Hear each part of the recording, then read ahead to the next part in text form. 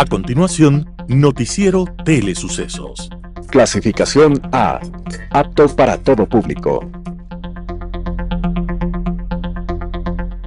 Un noticiero pensado para usted porque se lo merece. Nos acercamos a la realidad desde diferentes perspectivas. Noticiero Telesucesos. Primera parte del Noticiero Telesucesos, con las noticias más importantes del día.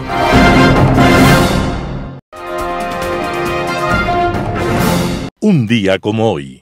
Cuando a mediados del siglo XIX nació en Cuba aquel niño de españoles, su padre, un sargento de severa formación y pobre cultura y escasa fortuna, decidió que tendría que llamarse José Julián. Entonces el pequeño se llamó José Julián Martí Pérez, aunque la historia lo recuerda simplemente como José Martí.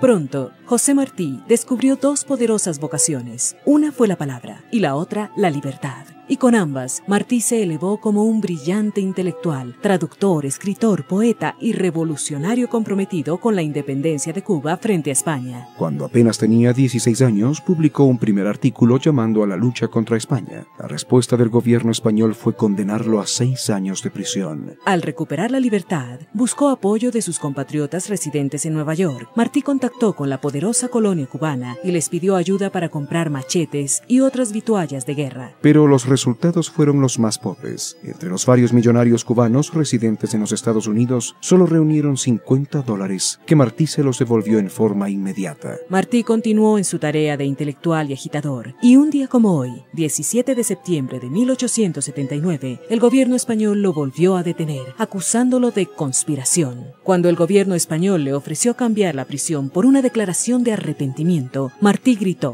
«Martí no es vendible». Por eso, recordémoslo cuando nos dijo: «En el mundo ha de haber cierta cantidad de decoro. Cuando hay muchos hombres sin decoro, hay siempre otros que tienen en sí el decoro de muchos hombres». Las principales noticias del día.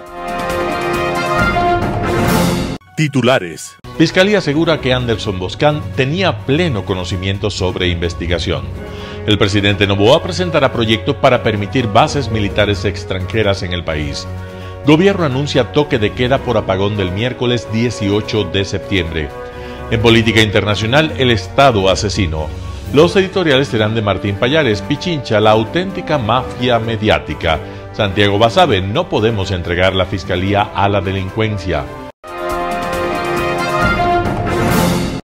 Noticias del día. Fiscalía asegura que Anderson Boscan tenía pleno conocimiento sobre la investigación. La Fiscalía General del Estado emitió un comunicado el 16 de septiembre desmintiendo las declaraciones realizadas el 10 de septiembre por el periodista Anderson Boscan y su esposa Mónica Velázquez. En sus declaraciones, Boscan y Velázquez afirmaban haber salido del país por razones de seguridad después de haber tenido acceso recientemente a un informe que reposa en la Fiscalía, el cual indicaba un supuesto seguimiento policial contra su vida y la de su familia. Al respecto, la Fiscalía aclaró que el supuesto seguimiento fue descubierto en octubre del 2023 y que abrió una investigación de oficio e informó del caso a Boscan de manera inmediata. Según Fiscalía, él junto a su defensa rindió declaración y tuvo acceso al expediente. Sobre su seguridad, el Ministerio Público detalló que Boscan y su familia fueron incluidos al programa para víctimas y testigos hace casi 3 años e incluso fueron escoltados hasta el aeropuerto el día que salieron del país. El pronunciamiento de la Fiscalía llega 6 días después de las declaraciones de Boscan y señaló que la institución se ha tomado algunos días para responder de la manera más clara posible y evitar que esta información interfiera en los procesos en curso. La Fiscalía destacó que los detalles fueron hechos públicos por el propio Anderson Boscan, quien tuvo acceso a ellos en el marco del debido proceso a pesar de que los casos aún están en investigación. La Fiscalía General del Estado y su máxima autoridad no ventilan información reservada, delito tipificado en el artículo 180 del COIP, de las causas que se investigan y hacen un llamado a las partes procesales a cumplir con la normativa legal vigente, concluyó el Ministerio Público. El presidente Noboa presentará proyecto para permitir bases militares extranjeras en el país.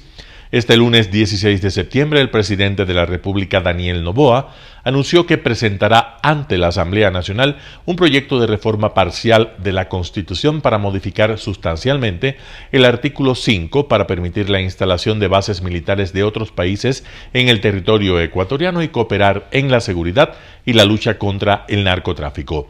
En el mensaje grabado desde las instalaciones de la base militar de Manta, el primer mandatario recordó que el retiro del personal militar de Estados Unidos del territorio ecuatoriano fue anunciado a la ciudadanía como una forma de recuperar la soberanía del país y lo que hicieron fue entregarlo al narcotráfico.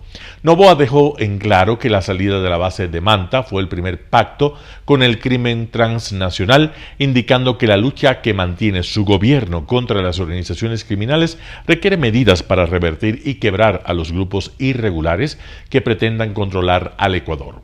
Para el mandatario, el tiempo ha demostrado que las decisiones del pasado solo debilitaron al país ante una amenaza que en la actualidad no conoce fronteras ni tiene piedad. En este sentido, Noboa exigió a los asambleístas fijar una posición para el combate de los grupos criminales desde el gobierno. Tenemos muy claro, el país que queremos. Es el momento para que en la Asamblea Nacional, de una vez y por todas, se decida de qué lado están en la historia. Gobierno anuncia toque de queda por apagón del miércoles 18 de septiembre.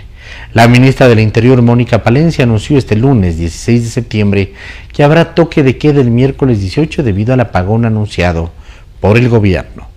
Durante la rueda de prensa del bloque de seguridad en Manta, la funcionaria anunció la medida y reveló además que tanto policías como las Fuerzas Armadas tomarán las medidas necesarias para garantizar la seguridad de los ciudadanos.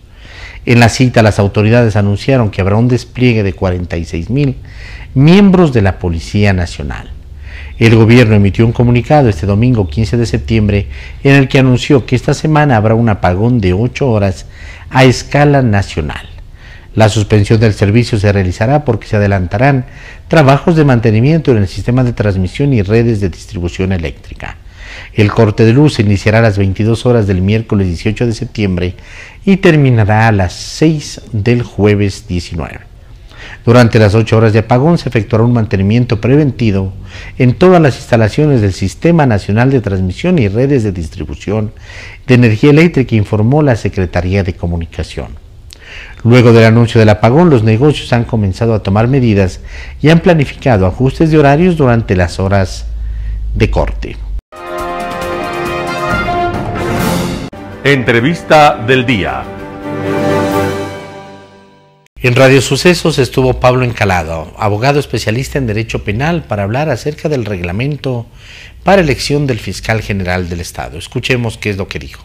Bueno, creo que empezar diciendo que de parte del Consejo de Participación Ciudadana yo no veo que ha existido una voluntad por nutrirse de otras opiniones para la realización de este reglamento. Cuando se hizo público el reglamento del consejero Verduga, hubo muchísimas críticas de muchos sectores, desde muchos espacios, pero lejos de haber una convocatoria abierta o una invitación personal para colaborar, para escuchar, lo que fuera, ¿no? Es decir, si es que es un consejo de participación ciudadana, se supone que lo que van a hacer es escuchar otras voces. No lo hicieron, y entonces ellos mismos seguramente se sienten, ¿cierto?, que conocen mucho, conocen todo, y ellos mismos hicieron, sin escuchar a nadie, este reglamento que finalmente fue aprobado y que, claro, en cualquier momento podrían convocar ya al concurso para fiscal general. Y en este reglamento hay otros horrores. Es un reglamento en el cual, primero, no hay una definición de cuál es el perfil de fiscal general que quiere ese consejo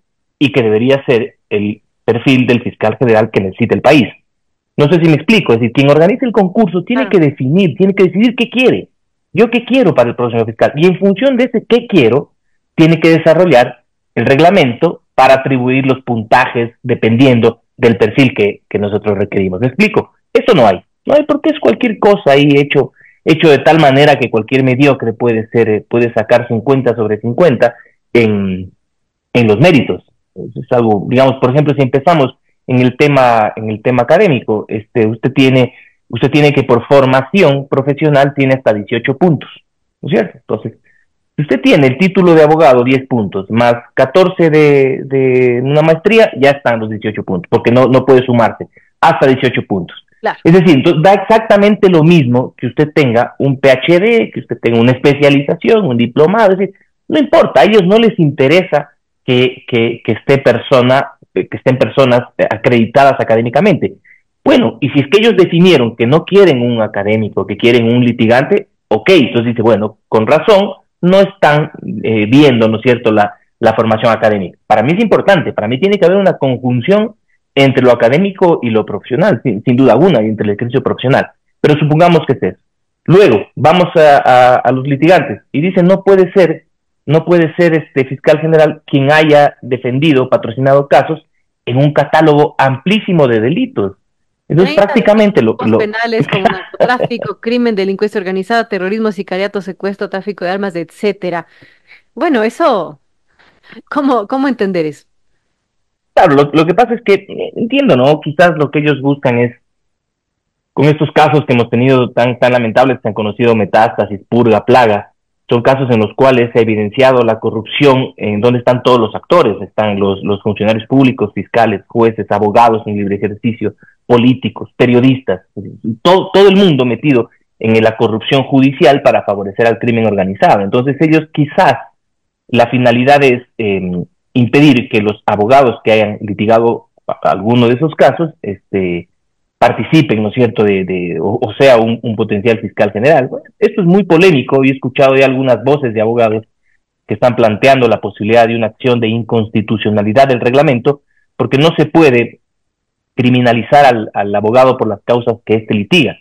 Pero, por ejemplo, no necesariamente, digamos, yo entiendo las dudas que puede existir sobre un profesional que se dedica a defender narcotraficantes, pero digamos que está en su derecho, yo entiendo las dudas. Pero por otro lado, ahí hay un catálogo de delitos tan amplio, en donde, ¿qué pasa si es que esos casos defendidos terminaron con ratificación de inocencia? O con una sentencia condenatoria, pero, digamos, aceptando los criterios del abogado que buscaba una pena justa, un procedimiento abreviado, qué sé yo.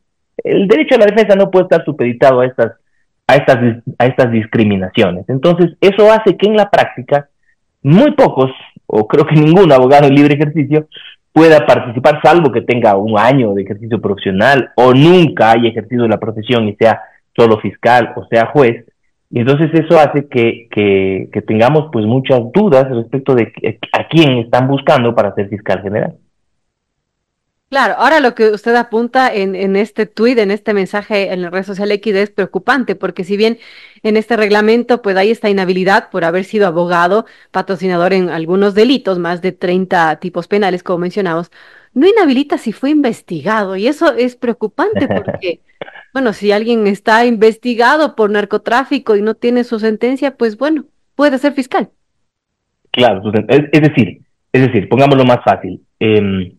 El abogado del juez Curipayo, no sé quién es, solo estoy poniendo el ejemplo, el abogado del juez Curipayo que está procesado en el caso, preso en los casos de estos Metástasis y Purga, él sí puede ser fiscal general, podría postularse, podría presentar, seguro tiene varios títulos, etcétera, pero su abogado, ese no puede, su abogado está inhabilitado de ser candidato. Entonces, estas son locuras realmente, no encuentro esta palabra, generosamente, es una locura lo que estamos viendo, que denota que la falta de comprensión de los consejeros, y no hay nadie que les diga, oye, ¿sí ves lo que estás proponiendo? Por ejemplo, otra cosa que digamos no es muy trascendente, pero que demuestra la ligereza con lo que están haciendo. Están reconociendo como una puntaje por acción afirmativa, por discriminación positiva, a quien tenga menos de 30 años. Y si tiene menos de 30 años, recibe un punto adicional. O si vive en la ruralidad, o si es que está en los quintiles de la pobreza, también le dan puntos. Le da, claro, bueno, son 10 puntos eso es una estupidez completa, pero el caso del menor de 30 años, la Constitución dice que tiene que ser con 10 años de ejercicio profesional. O sea, tuvo que haberse graduado a los 20, ¿no es cierto? Esto digo es intrascendente porque no va a repercutir ya en concurso propiamente dicho, porque nadie va a cumplir con esto, pero demuestra que los que estaban haciendo el reglamento era gente que no tiene el mínimo criterio, ¿no es cierto? Es decir, no se pusieron a revisar, a ver si es que hay una lógica en toda la estructura del reglamento, ¿no? Jorge Luis Hidalgo, experto en temas eléctricos en Radio Sucesos, hizo un análisis de la situación de la generación eléctrica. Vamos con la nota. ¿Cuál es la situación real? Tenemos un déficit de 1080 megavatios, tenemos hoy por hoy, estos son datos de ayer, una caída abrupta del embalse, ¿no es cierto?, el caudal, que hoy por hoy estamos hablando de que ya estamos a 2.124 metros sobre el nivel del mar. La parte más alta del embalse es 2.153 metros sobre el nivel del mar, y la más baja operativa es 2.115 metros sobre el nivel del mar en Mazar, y esto solo estamos ya a 9 metros Preocupante, ¿no? del rango mínimo. Además hay que considerar que el embalse tiene una especie, o sea, se compone como si fuera un embudo, es decir, en la parte más alta tenemos más agua, ¿no es cierto?, más metros cúbicos de agua almacenada, y mientras va bajando ya son menos metros cúbicos por agua, entonces se acelera mucho más el descenso.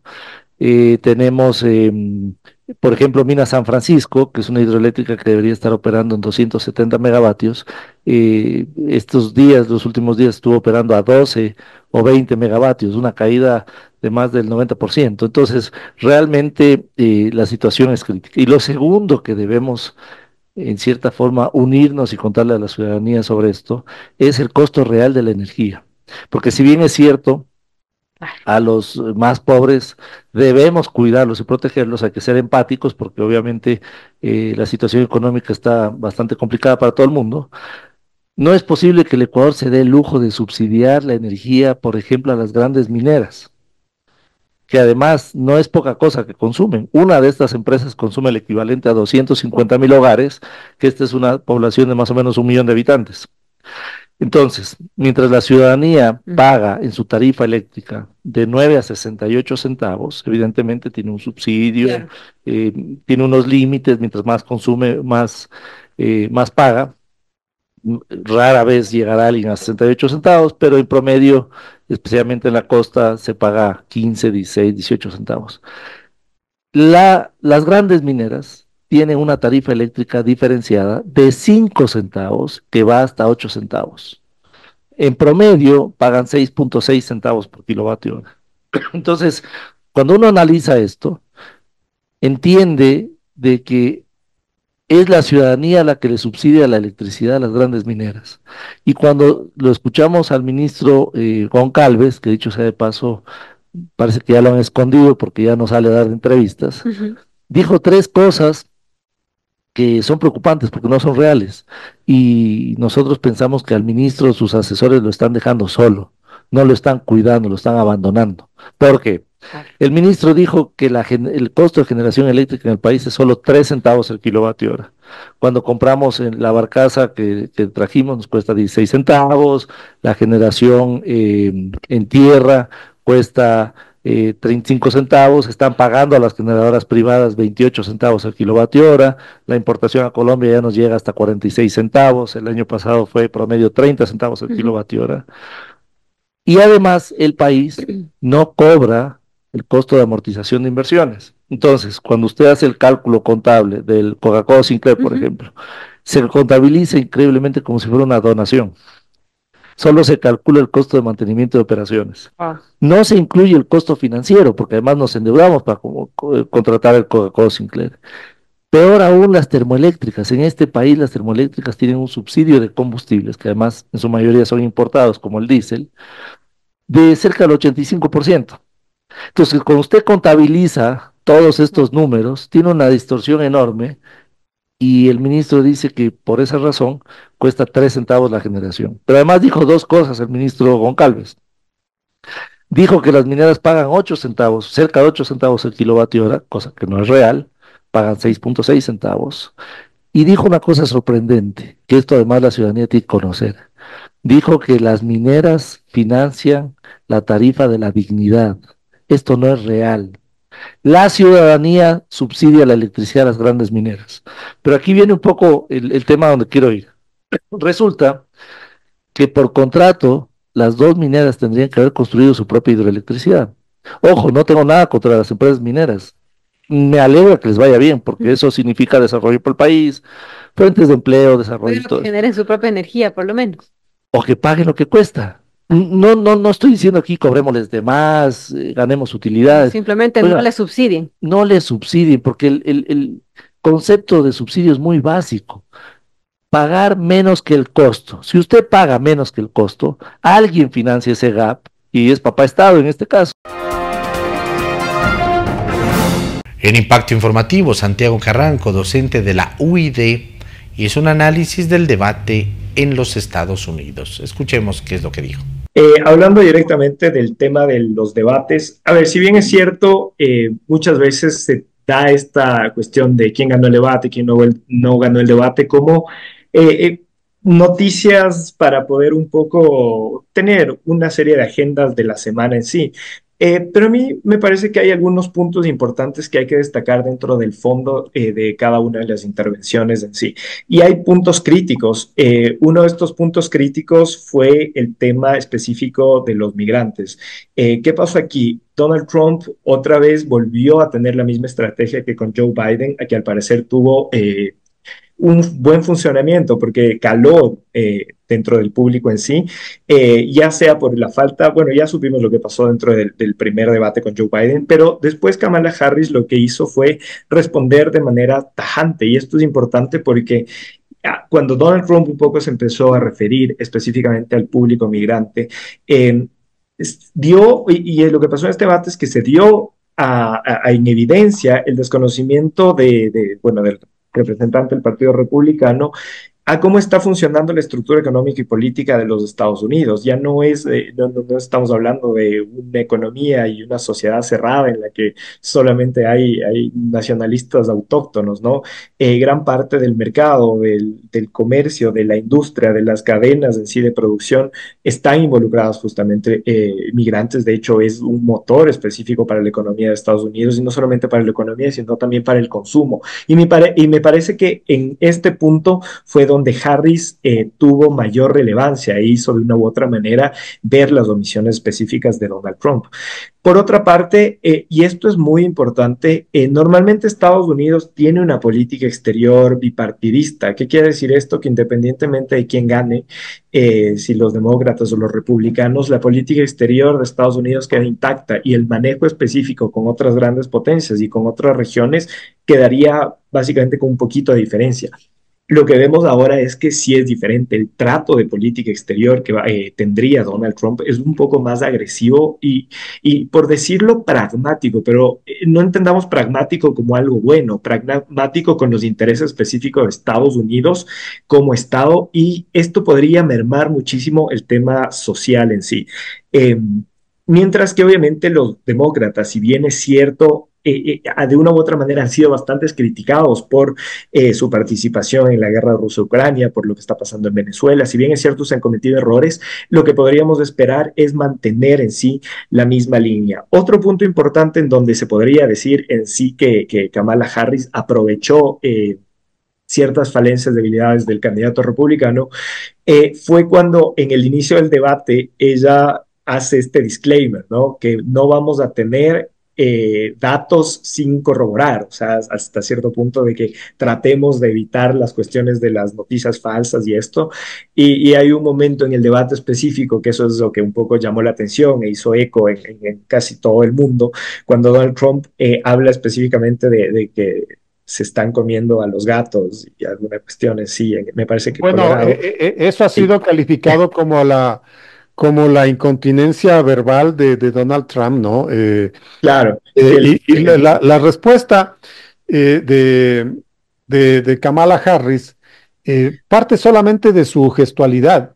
Y aquí un acápite, ¿no? Parece ser que este debate va a ser objeto de estudio como lo fue en su momento el debate entre Richard Nixon y John F. Kennedy en 1959, en términos de las reacciones, ¿no es cierto?, de los candidatos. Solamente con las expresiones de Kamala Harris prácticamente ya ganó el debate, pero en este famoso planteamiento de que los latinos están comiendo a los gatos y a los perros de ciertos estadounidenses, Harris lo único que ponía una cara y decía, ¿cómo? Esto es importante porque inclusive el moderador interviene y dice como que esto no es verificable, o sea, inclusive el moderador tuvo que intervenir. Entonces, como que se salió un poco del guión, inclusive dentro del debate, y por eso creo que esto tiene mucho y llama mucho la atención en sí. Pero bueno, hay que estar muy atentos. Me parece que los debates van a ir construyendo discursos. Me parece que Estados Unidos es una democracia que en este momento está bastante golpeada, está bastante fraccionada, bastante polarizada, y vamos a ver qué pasa con el público votante. Un panorama de noticias para su estatura intelectual.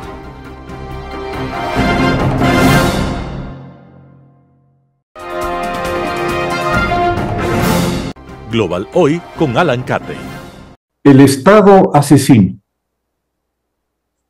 Una serie de atentados suscitados en varios países durante los pasados meses originan entre las agencias de inteligencia del Reino Unido y de Estados Unidos la certeza de que se ha producido un significativo cambio en la estrategia de la dictadura teocrática iraní en lo que se refiere a la supresión en el exterior de la disidencia, principalmente aquella que se expresa a través de plataformas digitales que son difíciles de bloquear en Irán y que dan una información de otra manera inaccesible a una población crecientemente insatisfecha con la teocracia, por múltiples razones, desde la grave crisis económica al trato degradante a las mujeres iraníes, conminadas a quedarse atrapadas dentro de sus burkas, ocultas tras el velo, bajo el clerical supuesto miserable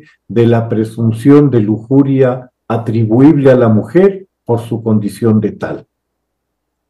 La conminación se apoya en una concepción arcaica y misógina que se apoya a su vez en la Sharia islámica convertida en ley y aplicada por clérigos retrógrados desde los tribunales, con organizaciones paraclericales encargadas de imponer la norma y perseguir a aquellas pecadoras que muestren el tobillo o el cabello en público, crimen por el cual se exponen a ser azotadas públicamente si es que la audazmente llamada policía de la moral no se excede en sus funciones y mata a golpes a la transgresora, como ocurriera ya hace 2 años con la joven kurda Masha Amini, provocando multitudinarias protestas en el país, respondidas con la brutalidad que la Guardia Republicana, los paramilitares de la teocracia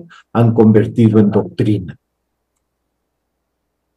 Para el régimen terrorista establecido en Irán, que las imágenes de sus matones asesinando a la gente, en especial a los jóvenes, apaleando a quienes se atreven a protestar por los abusos y la impunidad de los fanáticos, puedan llegar a ojos y oídos de la población, constituye un riesgo existencial contra el que debe actuar radicalmente, pues su supervivencia depende de la ignorancia, como es común a todas las dictaduras. La Guardia Republicana, entre sus funciones, mantiene una sección a cuyo cargo están las operaciones fuera de Irán, ya sean de carácter terrorista, como el atentado contra la mutual judía AMIA en Buenos Aires, o de supresión de opositores de la teocracia refugiados fuera del país. La práctica habitual implicaba la acción directa de agentes iraníes en los asesinatos de opositores en países distintos a Irán, esencialmente en Occidente, ya que difícilmente se le ocurriría a alguien en Irán en su sano juicio refugiarse en Rusia o en China al ser estos países estrechos aliados de Irán. Lo interesante y alarmante, claro, es la sospecha de las agencias de inteligencia occidentales de un cambio en el modus operandi iraní al optar por tercerizar el servicio del asesinato, poniéndolo en manos de operadores locales, parte de organizaciones criminales regulares que incluyen el sicariato entre sus actividades.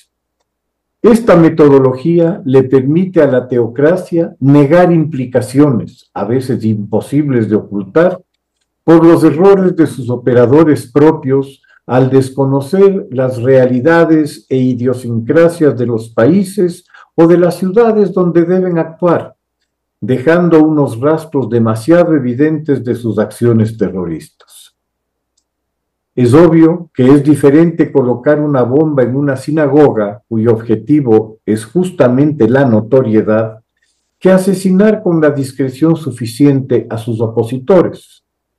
Con la opción de la tercerización, el fracaso, si fuera del caso, recaería en unos individuos del todo indiferentes a quienes achacarían las culpas del atentado fallido.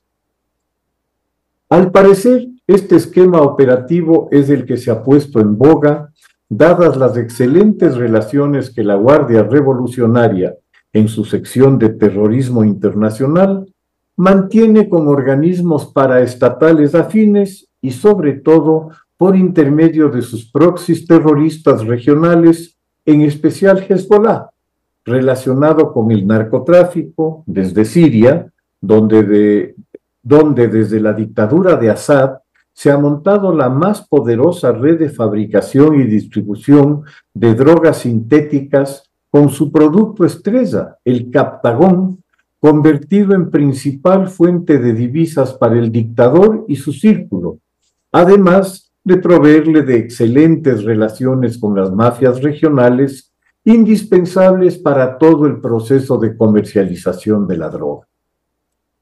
Y estas influencias llegan hasta Latinoamérica, donde Venezuela se ha vuelto su puerta de entrada. La diáspora que se produjo tras la Guerra Civil Libanesa originó una segunda migración hacia América, donde ya existía una antigua presencia levantina que llegó durante y después de la Primera Guerra Mundial.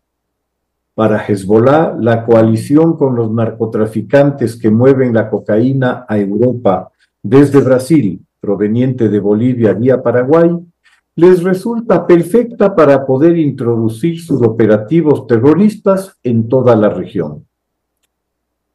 Es conocida la estrecha relación de Hezbollah con la delincuencia venezolana en el poder y la facilidad con que estos proveen de pasaportes falsos a los terroristas a cambio de su colaboración con el tráfico ilegal de oro. En el mes de marzo pasado, se produjo en Londres un ataque bajo esta nueva modalidad en contra del periodista iraní Huria Serhati a la salida de su casa en Wimbledon. La policía inglesa estaba al tanto de las amenazas para la seguridad de Serhati por su participación semanal en un programa de Irán International que había alcanzado audiencias de millones en Irán, justamente durante los episodios de represión más brutales, por la situación de la economía antes de la pandemia y por el asesinato de Amini más tarde, y las enormes protestas que ambos originaron. Se habían tomado importantes medidas para proteger al periodista, vigilándose a quienes se sospechaba de ser operativos iraníes, sea desde la embajada o los consulados de este país. Incluso se trasladó las operaciones de Irán International por los crecientes riesgos a Estados Unidos durante 7 meses. Al volver, unos desconocidos aguardaron a Serhati al salir de casa y lo apuñalaron repetidas veces en una pierna, en una intimidación obvia que transmitía un mensaje a toda la diáspora iraní, avisándole que podían llegar a ellos donde quiera que estuvieran. Otros casos se han reportado ya en otros países, en Suecia y Estados Unidos puntualmente, en lo que sería esta estrategia que tiene una lógica perversa detrás: la mutua conveniencia operativa del Estado criminal con criminales profesionales. En el pasado, quedarían los asesinatos que en su momento perpetrara Rusia, enviando unos agentes bastante torpes para asesinar a sus espías desertores como Litvinenko, muerto por envenenamiento con polonio radioactivo, o al fallido atentado contra Skripal y su hija, con Novichok, cuyos autores, por evidencias que dejaron, fueron identificados muy rápido como agentes estatales rusos, lo que vuelve al régimen de Putin en el autor intelectual de crímenes en territorio extranjero. Aparentemente, un similar evento se ha dado en Canadá, donde un opositor al gobierno de la India fue asesinado por pandilleros locales contratados por el Estado. Otro caso digno de estudio es el del Tren de Aragua, cercano a las mafias en el poder en Venezuela, en el que se exporta una organización criminal completa como pantalla para operaciones clandestinas del régimen, tal como se diera en Chile con el asesinato del oficial venezolano opositor Ronald Ojeda por parte de sicarios del referido Tren de Aragua. El hilo que une estas acciones es el silenciar, sea por miedo o por muerte, a quienes levantan la voz contra las tiranías. Que esto ocurra con el concurso del crimen organizado es la ratificación de las crecientes afinidades entre este y el Estado criminal. Muchas gracias. Editorial. Pichincha, la auténtica mafia mediática. Artículo de Martín Pallares publicado en Diario El Expreso. Que la gente normalice lo indecente, lo ilegal o todo aquello que no es ético es uno de los gérmenes de la descomposición social. Algo que se está normalizando en el Ecuador, por ejemplo, y que es tan ilegal como indecente y antiético es el uso que la prefectura de Pichincha le ha dado a su emisora de radio, la cual se llama Pichincha. Esa emisora es, sin ambages y sin vergüenza alguna, la vocería de la militancia y de un movimiento político que está administrando por ahora la prefectura. Casi todos los programas que tienen contenido editorial son concebidos y ejecutados en dirección de apoyar la agenda que tiene el correísmo y su cacique Rafael Correa, quien está prófugo de la justicia. No hay tema o asunto que aparezca en la arena política en el que Correa tenga interés, que no se trate editorialmente como le conviene a él. Si la agenda de Correa es acabar con el prestigio de su archiadversaria, la fiscal Diana Salazar, o si quiere que se nombre a un exabogado de narcos como presidente del Consejo de la Judicatura, entonces la radio hace todos los esfuerzos posibles para producir argumentos que sostengan el interés del prófugo. También es una plataforma donde algunos de sus funcionarios de la prefectura, que se presentan como productores o periodistas, ataquen a periodistas que son críticos con el prófugo o de la agenda política del movimiento, que es básicamente el de su inmunidad. Desde hace algunos meses, uno de los funcionarios de la prefectura que está encargado de la emisora ha empezado a hacer esfuerzos para posicionar la idea de que toda aquella empresa periodística o periodista que critica o que no se cree los cuentos del correísmo es mafia mediática. Como si usar una emisora pública porque se financia de fondos públicos, con fines partidistas o militantes no fuera, eso sí, profundamente mafioso. La militancia correísta de Pichincha no sería ilegal, indecente o antiética si no fuera porque se trata de una emisora que se financia con dineros que no son propiedad del correísmo. En Pichincha es el dinero público con el que se financia toda la agenda política y militante del correísmo. Si quieren hacer militancia, que la hagan con su dinero. Trágicamente en Ecuador se ha normalizado ver este atraco, que no es diferente al que cometen los medios que están en manos del Estado, cuando actúan a favor de los intereses del gobierno. Artículo de Martín Pallares publicado en Diario El Expreso. No podemos entregar la fiscalía a la delincuencia. Santiago Basabe, Primicias. Las alertas ciudadanas deben encenderse. Estamos a muy poco de iniciar el proceso de selección del nuevo fiscal general del Estado y ese cargo es clave. En un país con niveles de corrupción de los más altos del mundo, como lamentablemente es el caso de Ecuador, el cargo de fiscal general es más importante que el de asambleísta, ministro, alcalde o prefecto. Quien va a conducir la acción penal, por tanto, debe ser alguien que goce de dos méritos fundamentales: destrezas profesionales y honestidad. Ahí debe estar la búsqueda. Esos deben ser los dos parámetros fundamentales para la designación de quien reemplazará a Diana Salazar. Pero precisamente ahí está también el primer tropiezo. El Consejo de Participación Ciudadana, ese muladar heredado de la Constitución de los 300 años, ha propuesto un reglamento lleno de vacuidades, inconsistencias y despropósitos. Da la impresión de que se hicieron reglas para la elección de un cargo de tercer orden o para la designación del vocal de aseo del grado, siguiendo esa olvidada tradición de las escuelas que hace algunas décadas.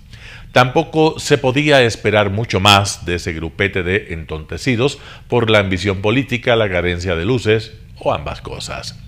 Hay que buscar una salida inmediata para que los requisitos para ser fiscal vayan acorde a la trascendencia del cargo. Pero aún más importante que ese reglamento y en lo que la ciudadanía debe poner mayor atención es en quiénes serán los candidatos. No podemos permitir que otra vez la delincuencia política se tome un cargo decisivo. Ya lo han hecho con el Poder Judicial y otros espacios. Colocar en la Fiscalía General a alguien vinculado al crimen organizado, el narcotráfico o los partidos políticos, que en la práctica son la conjunción de los dos primeros, sería colocar una estocada mortal a la democracia del país. Sería atentar contra lo poco que nos queda como sociedad. No podemos permitir que esto suceda. Siempre es posible estar peor, y si el nuevo fiscal es algún testaferro de intereses ocultos, pues allí estará el camino hacia la mayor debacle que habrá visto el país desde el retorno a la democracia. Por ello, en este momento crucial del país, se requiere que las universidades, los gremios profesionales, las cámaras empresariales, las organizaciones sociales, la cooperación internacional y los ecuatorianos virtuosos en general se preocupen de incentivar a personas con capacidades profesionales y ética pública para que participen en el proceso de selección del nuevo fiscal. La buena noticia es que sí existen abogados que cumplen a cabalidad ambos requisitos. Los hay, y son muchos. Están dispersos a lo largo del país. Resta que los apoyos vayan hacia ellos, que los animen, que despierten en los posibles candidatos el amor a la patria, pues esa es la mayor motivación que pueden tener para dejar temporalmente sus actividades particulares en aras de servir a la ciudadanía. Todos nos beneficiaríamos con un fiscal de quilates. Todos, excepto los corruptos, desde luego. El empresario tendría condiciones más claras para sus emprendimientos. El funcionario público tendría certezas de que su trabajo realizado a cabalidad no enfrentará represalias vía persecución judicial. El político honesto, que también hay, aunque cada vez menos, podría establecer un horizonte de tiempo más amplio para desarrollar su carrera partidista sin temores a persecuciones políticas a través de investigaciones injustificadas. La ciudadanía en general tendría una institución en la que se pueda medianamente confiar. Todos nos beneficiaríamos. Por tanto, es el momento de dejar el cortoplacismo y pensar en lo que dejaremos a las nuevas generaciones. Si no lo hacemos, si nos despreocupamos en este momento de la gran tarea que es movilizar a la gente capaz y honesta que postula el cargo de fiscal general, entonces pronto ese espacio será un reducto más de la corrupción, el solapamiento del crimen organizado y la convivencia con el narcotráfico. Estamos a tiempo de propiciar una gran cruzada nacional para que en el cargo de fiscal general esté una persona formada profesionalmente y amante del país. Santiago Asabe, Primicias. Noticias internacionales. Premios Emmy 2024. Triunfos para Shogun y El Oso. Estos han sido los premiados.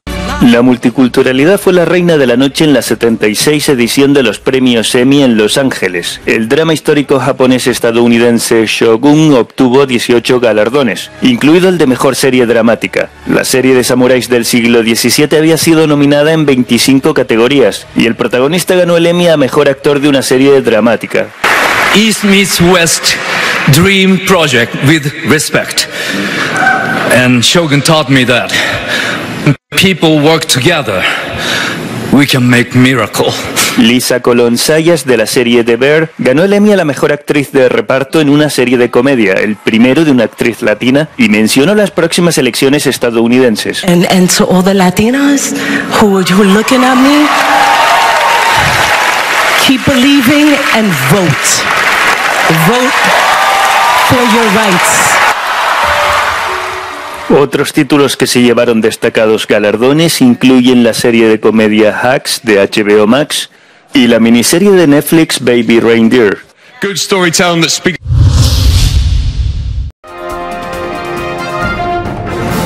ONU prevé aumento de la diáspora venezolana. La Organización de Naciones Unidas estima que casi 8 millones de venezolanos han salido de su país y estima que la incertidumbre política y económica generada por la crisis postelectoral podría llevar a 1.400.000 personas a migrar desde este momento hasta finales de 2025. Eduardo Stein, representante especial conjunto de la Agencia Especial de la ONU para los Refugiados, ACNUR, catalogó como alarmante la situación y advirtió sobre las grandes necesidades que atraviesa esa población. Más de la mitad refiere obstáculos para acceder a servicios de salud. Durante una reciente visita a la frontera con Brasil, el activista por los derechos humanos Roderick Navarro constató un flujo migratorio importante. El éxodo venezolano está ocurriendo en silencio y se nota a través de la frontera entre Brasil y Venezuela. El gobierno brasileño registra el ingreso de entre 450 y 500 personas diarias desde Venezuela y estima que 510.499 venezolanos residen actualmente en ese país. El presidente brasileño Luis Ignacio Lula da Silva prometió este miércoles tratar con mucha responsabilidad y respeto a esa población. El gobierno federal tiene la obligación de ayudar a cuidar de la situación de esa gente. Alejandro Moreno decidió irse a Brasil. Sostiene que tras las elecciones del 28 de julio, la economía del país se estancó. Todo se paró, todo. Hasta el 15 de este mes, que salió un trabajito por ahí, fue que medio pude. De acuerdo con la Plataforma Regional de Coordinación Interagencial para Refugiados y Migrantes de Venezuela, R4V, el país que ha recibido a más venezolanos es Colombia, seguido de Perú, Brasil, Ecuador y Chile. Álvaro Algarra, Voz de América, Caracas.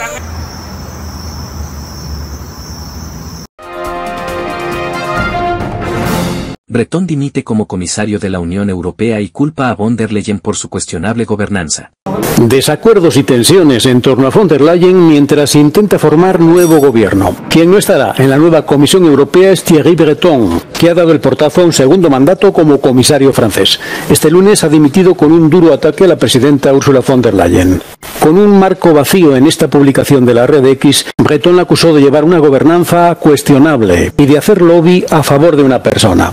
Una portavoz de la Comisión Europea se negó a hacer comentarios sobre estas acusaciones. President takes note and accepts Thierry Breton's resignations and thanks him for his work as commissioner throughout the mandate. El nuevo nombre indicado por el gobierno de París es Stéphane Séjourné, actual ministro de Exteriores y ex eurodiputado. Con otro candidato masculino, von der Leyen sigue enfocada en lograr la paridad de género entre los 26 candidatos enviados por los Estados miembros. El gobierno esloveno aceptó su petición de cambiar al candidato masculino inicial por la diplomática Marta Kos, pero el Parlamento se resiste a dar luz verde. Este caso ha provocado un retraso de una semana en la presentación de la lista al Parlamento Europeo, que realizará sesiones individuales con todos los candidatos antes de votarlos. We are preparing ourselves, we are coordinating with regards to questions, but ultimately, until we get a clearer picture with regards to how portfolios will be distributed and how portfolios will be taking shape, it will be more difficult for us to conclude our work. La presidenta de la Comisión Europea también se enfrentará a presiones en relación con dos candidatos de extrema derecha. Hungría mantuvo al actual comisario Oliver Várhelyi, que ya protagonizó varios escándalos. No exento de aristas tampoco es el designado por Giorgia Meloni. El ex eurodiputado y actual ministro de Asuntos Europeos de Italia, Raffaele Fitto. Consistently voted against the rule of law, against democracy, against the fundamental values of the European Union. Whenever we have voted on this here in the European Parliament over the last 5 years, is not exactly putting an emphasis on a strong candidature future, particularly for a vice president of the Commission.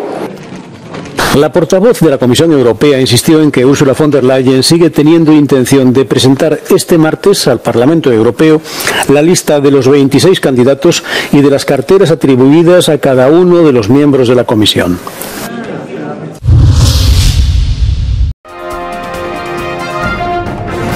Finalizan en el Mar del Japón 6 días de ejercicios militares conjuntos entre China y Rusia. Concluyen los ejercicios militares conjuntos entre China y Rusia en el Mar del Japón, que durante 6 días buscaron estrechar la cooperación estratégica entre ambos países y su capacidad de respuesta a amenazas.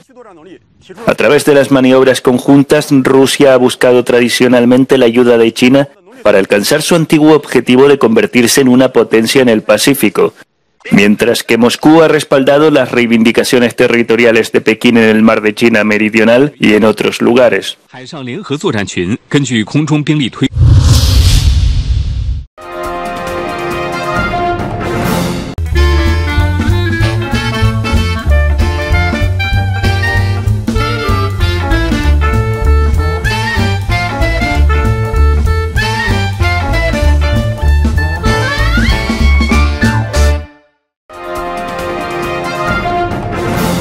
Telesucesos Sports. Deportes, deportes, deportes. Todas las tardes, 4 horas de lunes a miércoles, de 14 a 17 horas. Los jueves y viernes, 6 horas, de 12 a 20 horas. Desde Arena Telesucesos. Transmisiones en vivo, siempre Ecuavoley. Y luego, deportes para recordar. Todas las tardes, deportes en Telesucesos Sports, bajo la dirección del arquitecto David López. La visión objetiva de quien vive el deporte. Sucesos deportivos, visión de un equipo de opinión joven de comunicadores. Telesucesos, llegamos con nuestra señal a los sectores populares de nuestra ciudad. Quienes no tienen televisión por suscripción atenderán nuestra señal sin costo en Canal 29 UHF Telesucesos. Siempre ecuatorianos, resaltamos nuestra identidad. El básquet, esgrima, tenis de mesa, taekwondo, box y muchos deportes más en Telesucesos Sport, sin costo desde la comodidad de su hogar en Telesucesos Canal 29. Arena Telesucesos es una importante y funcional edificación cubierta dispuesta para la práctica y desarrollo de eventos del Ecuavoley. Si deseas asistir a los encuentros en vivo de Ecuavoley, comunícate con nosotros a los números de teléfono 2021-224 o al 0989-973-725. Ven con tu familia y amigos a vivir la emoción del Ecuavoley. Emoción sin límites los días jueves y viernes desde la comodidad de su hogar. Resaltamos nuestra identidad como ecuatorianos iniciando transmisiones en Telesucesos del Ecuavoley, que representa, luego del fútbol, el deporte más popular de nuestro país y el que practican los ecuatorianos residentes en muchos países del mundo. Nuestra señal será transmitida en directo por televisión abierta en la ciudad de Quito y a través de las redes sociales a todo el país, así que llegará a Estados Unidos, España e Italia, creando a través del Ecuavoley un nexo fraterno entre ecuatorianos y entre los inmigrantes de nuestro país. Anuncie en Telesucesos Sport y llegue con nosotros a lo más importante del deporte popular. Telesucesos, con sus transmisiones, jerarquizará esta práctica deportiva, convocando importantes competencias de Ecuavoley dentro y fuera del Ecuador. Llegando con deportes no atendidos por los medios de comunicación que han concentrado su acción en el fútbol. El tenis, box, golf, racquetball llegarán a su pantalla de televisión en tiempo real a través de Canal 29 UHF, competencias que podrán ser atendidas a través de Facebook, YouTube y vivir los encuentros deportivos en directo y en tiempo real. Esté atento a nuestros horarios especiales de transmisión los fines de semana y feriados. Usted y su familia disfrutarán desde la comodidad de su hogar de las emociones del Ecuavoley, deporte tan nuestro. Somos inéditos y para ello disponemos de un escenario cubierto propio, Arena Telesucesos, desde donde transmitimos nuestros encuentros masculinos y femeninos de este deporte. Simple y gratuito. Llama a nuestros números de contacto 2021-224 o al 0989-973-725 y regístrate como invitado especial para nuestros eventos en vivo. Arena Telesucesos, el escenario cubierto para la práctica del deporte 100% ecuatoriano, el Ecuavóley. Telesucesos es un canal de televisión que incorpora a su programación manifestaciones culturales y deportivas que marcan la identidad de nuestro país. Consideramos que el Ecuavóley es una manifestación deportiva con partida de nacimiento popular y nombre propio ecuatoriano. Arena Telesucesos, funcional espacio cubierto para la práctica y desarrollo del deporte. Arena Telesucesos, el escenario para campeones. Arena Telesucesos atiende deportes de su preferencia: básquetbol, tenis de mesa, esgrima, taekwondo, fútbol sala, box, halterofilia. ¿Cómo llegar? Nuestras instalaciones se encuentran en el norte de la ciudad, en un sector de gran crecimiento y desarrollo urbano al que se accede a través de la vía E35, más conocida como la Avenida Panamericana Norte. Desde el centro comercial El Portal, a 2 kilómetros a la derecha, se encuentra la calle García Moreno, antiguo camino a Llano Grande, una arteria en la que se desarrollan dinámicos comercios. Junto al centro comercial Ciudad Alegría, a 100 metros, hemos llegado a nuestras instalaciones, Arena Telesucesos, la cancha del Ecuavóley. Por fin tiene usted un espacio de difusión de su deporte preferido. Telesucesos, el canal de televisión siempre inédito. El noticiero Telesucesos es retransmitido de lunes a viernes a las 7 horas por Radio Planeta Sur 106.1 FM de la ciudad de Loja.